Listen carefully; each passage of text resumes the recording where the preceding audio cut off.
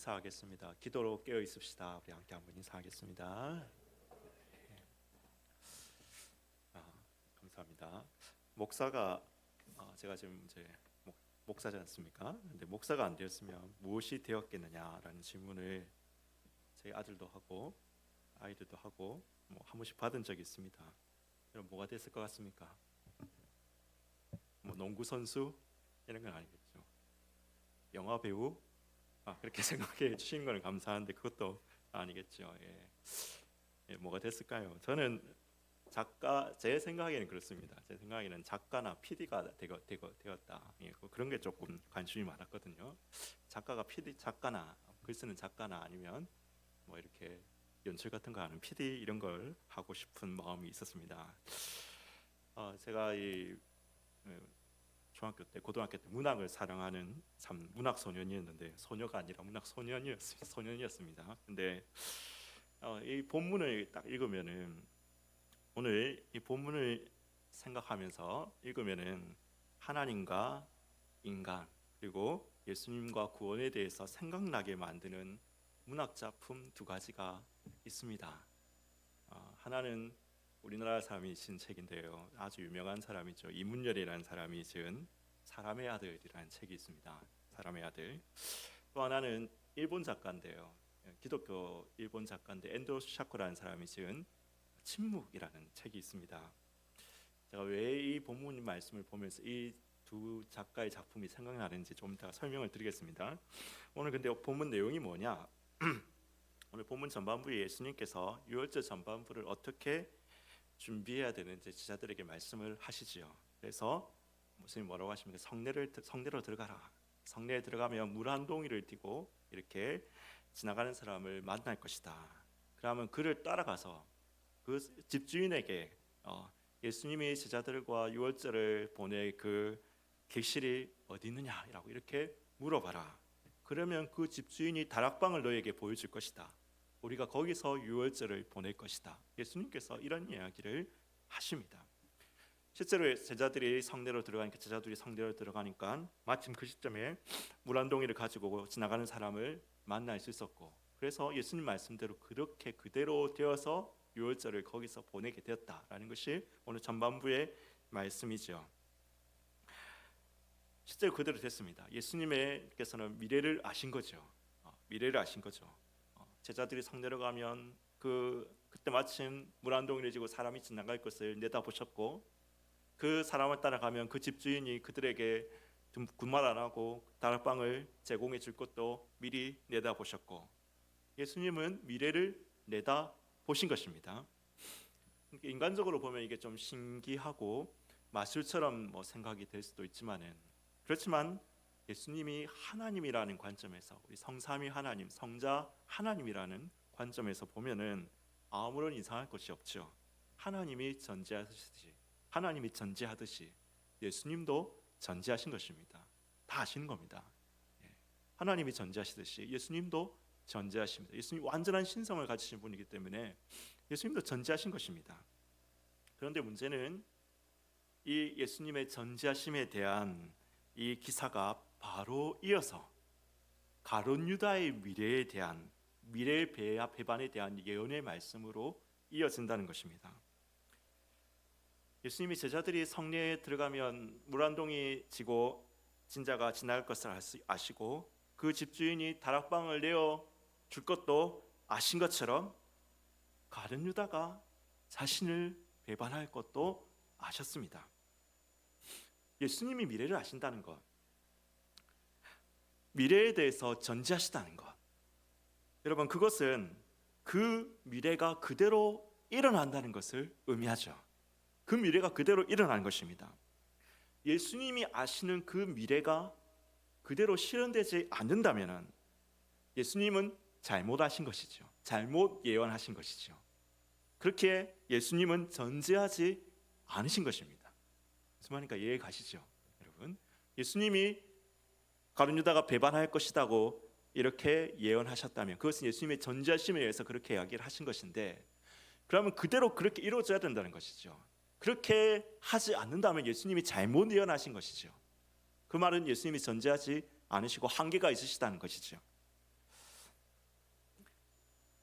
예수님이 가룟 유다가 배반할 것을 예언하셨고 그것이 예수님의 전지하심을 나타낸 것이라면 가룟 유다가 예수님을 배반하지 않을 가능성은 없는 겁니다.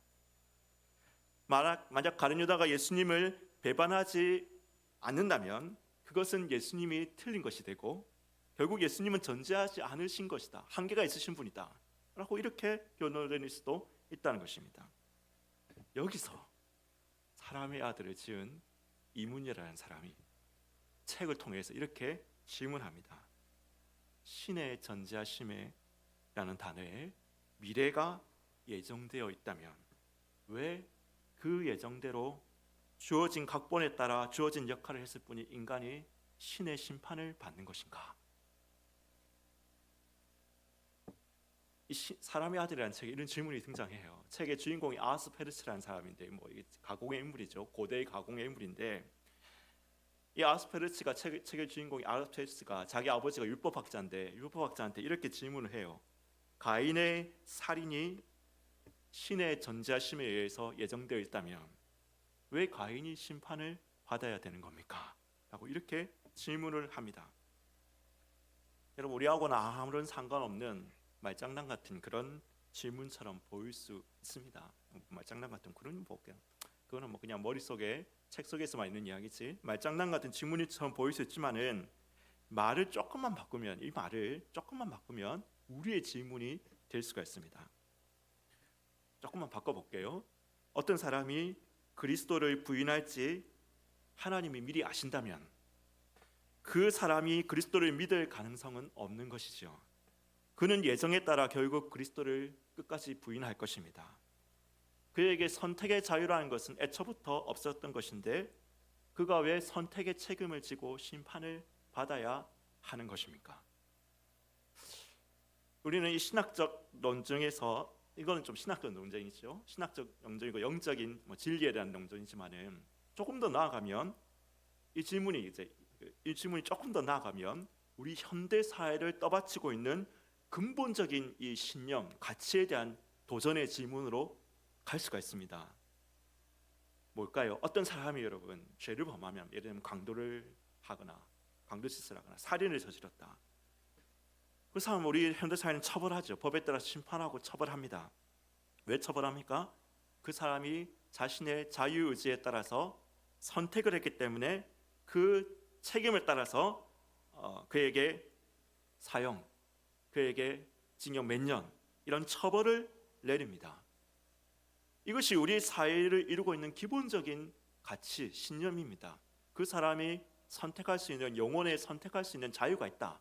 그 선택에 따라서 그는 살인을 했고 그 선택을 따라서 그는 강도짓을 했다. 그러므로 처벌받아야 할 책임이 있다. 처벌받아야 된다. 그런 책임이 있다. 이게 우리 기본적인 신념이죠. 근데 하나님 빼고라도 현대인들이 하나님처럼 신봉하는 게 있죠. 요즘 현대인들이 뭘 그렇게 신봉할까요? 자연과학을 그렇게 신봉하지 않습니까? 이 자연과학의 기본 원리에 따라서 따져보아도 이게 좀 흔들려요. 기본 신념이 흔들립니다. 자연과학은 뭐라고 얘기합니까? 모든 결과는 원인에 의해서 결정된다. 인과율이라고 하잖아요. 보통 이거 갖다가 모든 결과는 원인에 의해서 결정된다는 겁니다. 그래서 그것이 생물학적 결정론이든 물리학적 결정론이든 사회학적 결정론이든 간에 영혼의 자유의지라는 걸 자연과학이 설명할 길은 없습니다. 인간이 무엇을 선택할 수 있는 이 자유의지가 있다는 것을 자연과학이 물질적인 자연과학이 그것을 설명할 수 있는 길은 없습니다. 그러면 어떻게 될까요?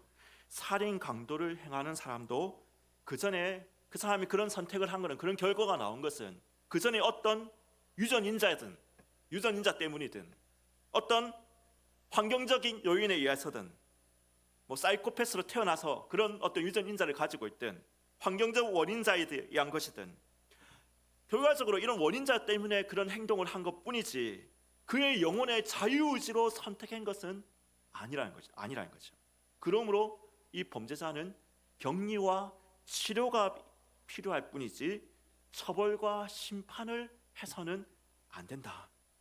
말도 안 되는 주장 같지만은 이미 사형제를 폐지하고 교화 위주의 사법 행정 체계를 채택하고 있는 소위 말하는 서구의 진보적인 나라들에서는 이루어지고 있는 일입니다. 이런 관점에 접근하니까 사형제 폐지하고 사형제는 없애야 된다.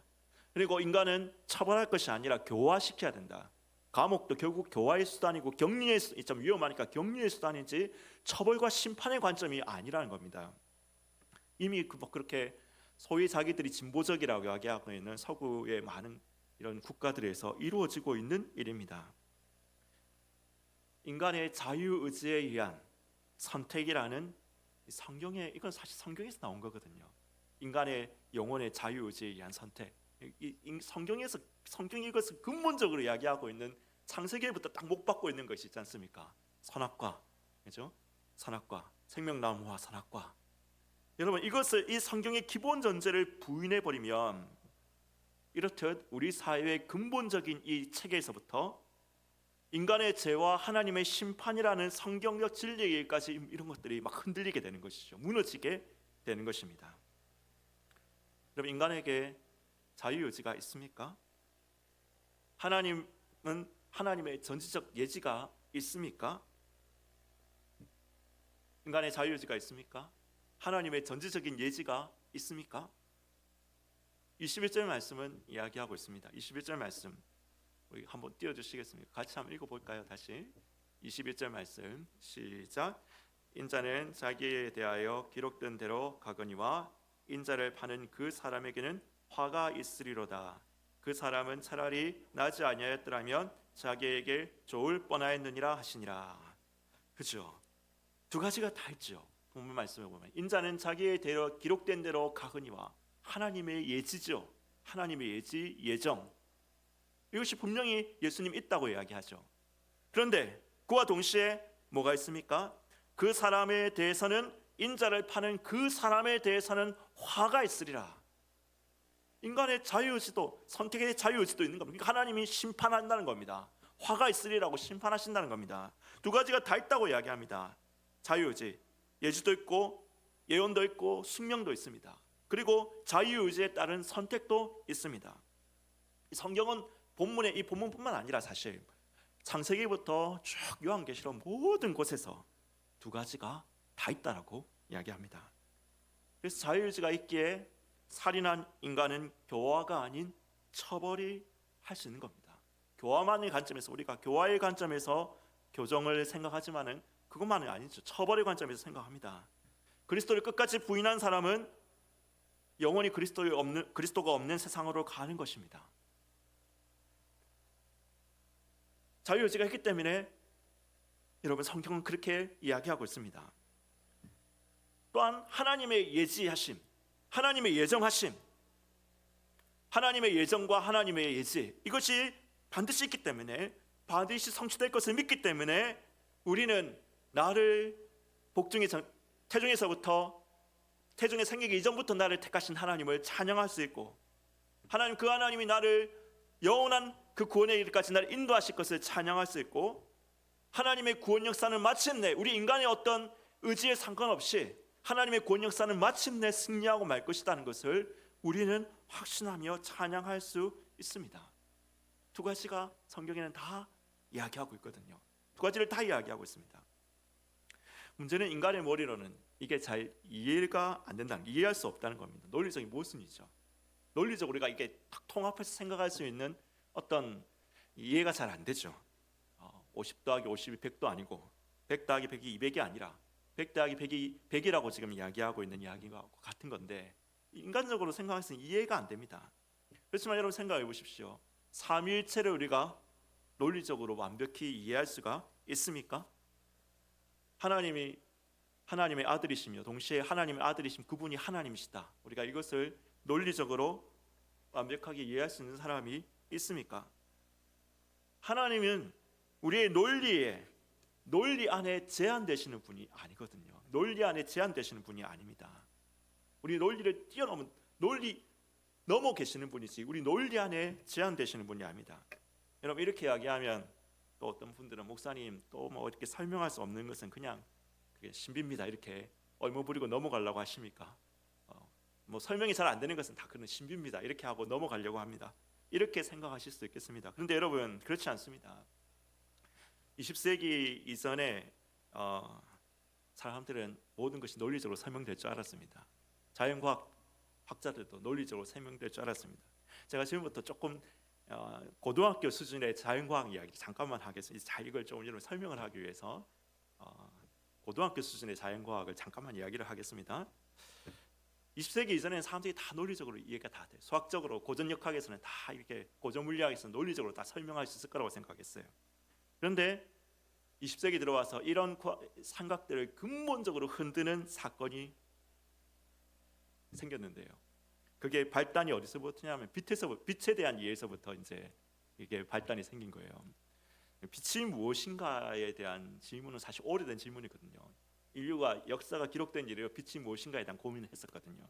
그런데 근대 과학에 딱 이르게 되면 뉴턴이라는 사람이 알잖아요. 뉴턴이 유명하지 않습니까? 프리즘을 통해 가지고 빛을 이렇게 빨주노초 파남보 이렇게 딱 이렇게 분해를 하면서 야 이것은 이렇게 빛이 한 달 덩어리가 아니라 이렇게 빨주노초 파남보로 이렇게 구성이 됐다는 것은 빛이 알갱이로 돼 있다는 것이다. 작은 알갱이 광자로 돼 있고 광자라고 입자설이잖아요, 그죠? 입자로 돼 있다는 것이다.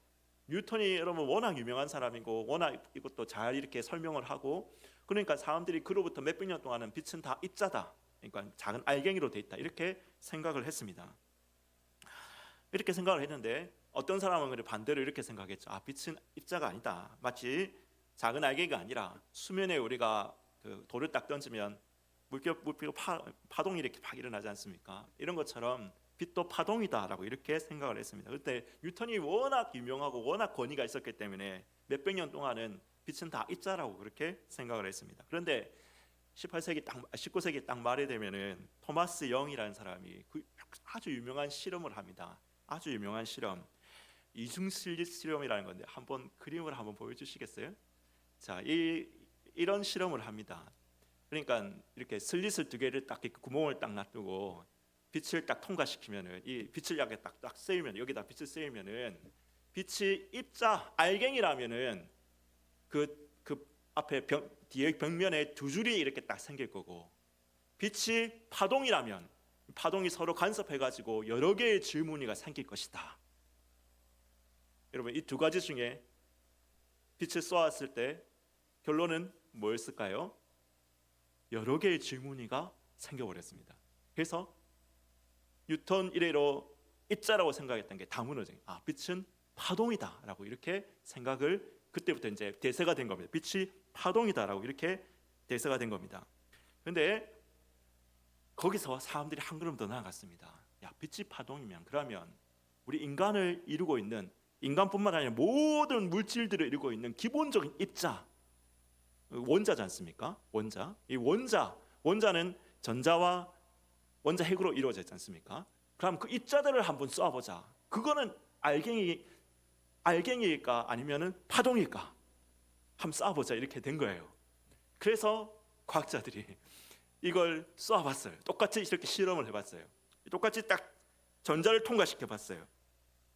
우리는 다 일반적으로 생각하면 우리 모든 인간과 물질 모든 것들은 작은 알갱이로 되어 있을 것이다. 이렇게 생각해서 쏘아봤는데 쏘아보니까 어떻게 됐을까요? 파동이 나타나는 거예요. 파동이 딱 나타나는 거예요. 줄무늬가 나타나는 거예요. 줄무늬. 그러니까 우리 인간들도 결국에는 모든 것이 다 파동으로 되어 있다. 이런 결론이 딱 나오잖아요. 도저히 이거 이해가 안 되는 거예요, 사람들이. 어떻게 우리가 다 파동으로 되어 있어? 이 고등학교 때 배우는 거, 고등학교 과학에서 물리학에서 배우는 겁니다. 어떻게 우리가 파동으로 이루어졌다는 게 될 수가 있냐? 한번 자세히 보자. 그래가지고 이걸 여러분 자세히 이제 관찰을 하는 겁니다. 도저히 안 되겠다. 어떻게 이 전자를 하나씩 쏘아본 겁니다. 그래서 전자를 하나씩 쏘아봤는데 분명히 하나씩 쏘면은 두 줄이 생길 줄 알았는데 하나씩 쏘아도 옆에서 두 번째 오른쪽처럼 여러분 보기에도 오른쪽입니까? 왼쪽입니까? 오른쪽입니까? 예.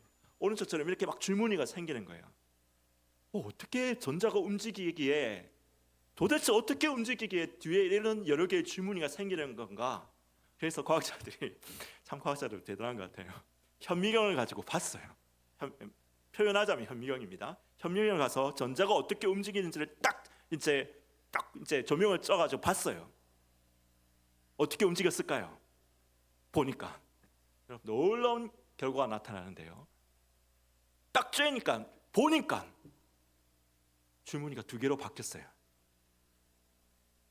빛이 입자처럼 행동하더라는 거예요. 빛이 사람이 관찰을 하면은 입자처럼 2줄이 생기고, 사람이 관찰을 안 하면은 파동처럼 여러 개의 줄무늬가 생기고, 이렇게 마치 전자가 무슨 눈이 달려가지고 사람이 나를 보고 있나 안 보고 있는가 이런 거 보고는 것처럼, 사람이 보면은 입자처럼 행동하고 사람이 안 보면은 파동처럼 행동하는, 관찰자에 따라서 전자가 다르게 행동을 하더라는 거예요. 다르게 결과가 나오더라는 거예요.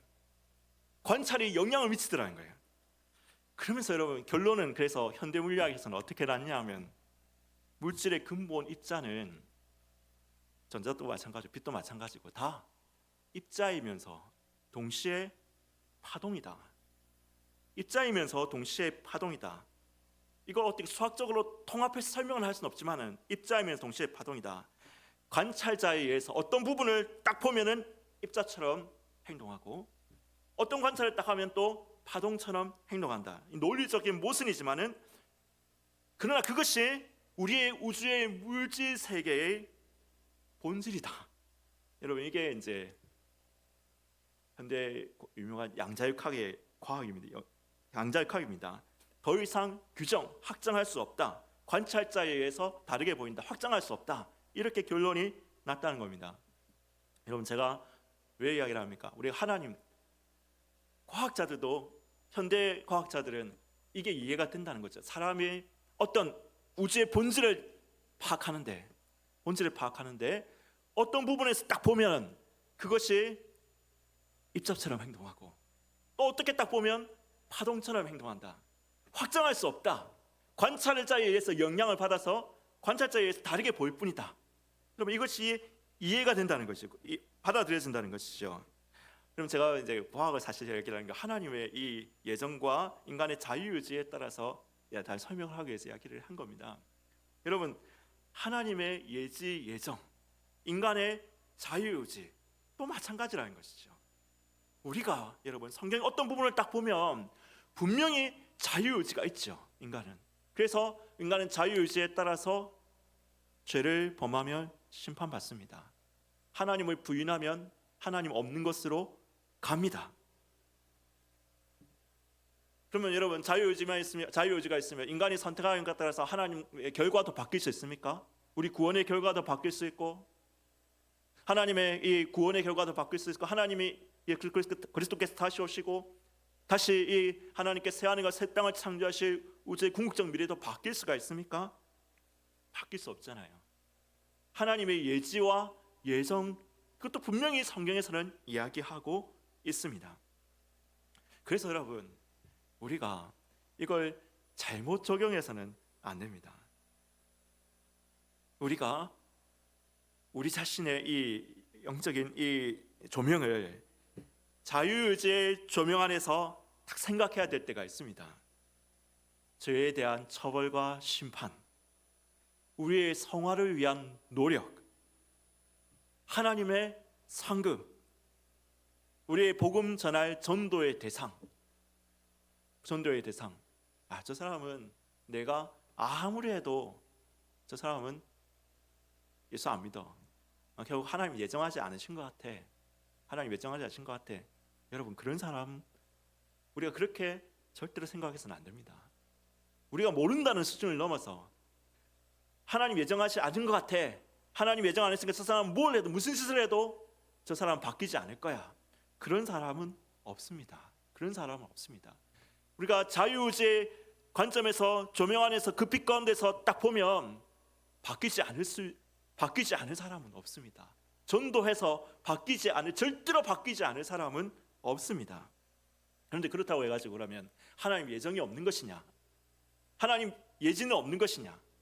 하나님의 선택 없는 것이냐? 분명히 이것도 존재한다는 것이죠. 이것도 존재하는 나의 구원에 대한, 그래서 우리가 나의 구원에 대한 감사와 찬양을 하나님께 올려드릴 수 있지 않습니까? 하나님의 그 세계 구원에 대한 확신을 우리가 가질 수 있지 않습니까? 여러분 22절 말씀, 인자는 자기에 대하여 기록된 대로 가거니와, 기록된 대로 가는 겁니다. 하나님의 뜻이 이루어지는 겁니다. 하나님의 예정이 이루어지는 것이고 하나님의 예언의 말씀대로 그대로 이루어지는 것입니다. 그러나 인자를 파는 그 사람에게는 화가 있으리로다. 인간의 자유의지도 있는 겁니다. 여러분, 이것을 사람들이 잘못 적용을 하죠. 어떤 사람들은, 많은 사람들이 잘못 적용합니다. 그래서 우리가 성화를 위해서 자유의지의 관점에서 우리를 봐야 될 시점에서 하나님이 예정해 놓으셨으니까, 우리의 구원 다 예정해 놨으니까 내가 뭘 해도, 잘못을 범해도 나는 다 그냥 결국엔 천국 갈 거야, 여러분, 이렇게 적용을 하죠. 하나님의 그 예정에 대한 찬양이 나와야 될 시점에서, 아니 내가 잘났으니까, 저 사람이 잘났으니까, 내가 이렇게 선택했으니까 하나님이 나를 구원하셨지, 여러분, 이렇게 반대로 적용하면 안 된다는 것이지요. 오늘 예수님께서 이 가룟 유다에 대한 가룟 유다에 대한 예를 말씀을 하시면서 분명히 가룟 유다가 자신의 그 죄에 따라서 화가 있으리로다, 심판받을 것을 말씀하시죠. 그러나 하나님의 예정 또한 분명히 있는 것입니다. 오늘 여러분, 우리가 이 하나님의 말씀을 보면서 우리가, 여러분, 우리 그 자유의지의 조명 안에서 우리가 생각해야 될 죄에 대한 처벌과 심판, 성화를 위한 우리의 노력, 하나님의 상급, 우리가 복음 전해야 될 그 대상에서, 여러분, 우리는 이 하나님의 분명히 자유의지가 있다, 우리에게 주신 자유의지가 있다 라는 관점에서 우리가 그것을 바라봐야 되겠습니다. 그러나 나를 택하신 하나님, 나를 구원의 그날까지 인도하실 그 하나님, 마침내 온 세상을 하나님 새하늘과 새 땅으로 새롭게 만드실 그 하나님에 대해서는 우리가 찬양하고 감사하고 확신할 때 하나님의 예지와 하나님의 예정은 반드시 이루어진다라는 그 우리가 또한 저명해서 우리가 진리를 바라보게 되는 것입니다. 오늘 여러분, 우리 모든 성도님들이, 그래서 오늘 주님께서 분명히 성경에서 이야기하는 이 두 가지 진리가 있는데 우리가 이것을 잘 좀 적용해야 돼요. 제대로 적용하고, 우리가 바로 적용해야 될 것에서 진짜 자유의지가 있다는 것을 적용해야 되고, 우리가 바로 돌려드려야 할 찬양에서 하나님께 대한 찬양을 돌려드릴 수 있는 우리 모든 성도님이 되시기를 예수님의 이름으로 축원합니다. 함께 찬양합시다. 보라 너희는 두려워 말고, 찬양 함께 드리겠습니다.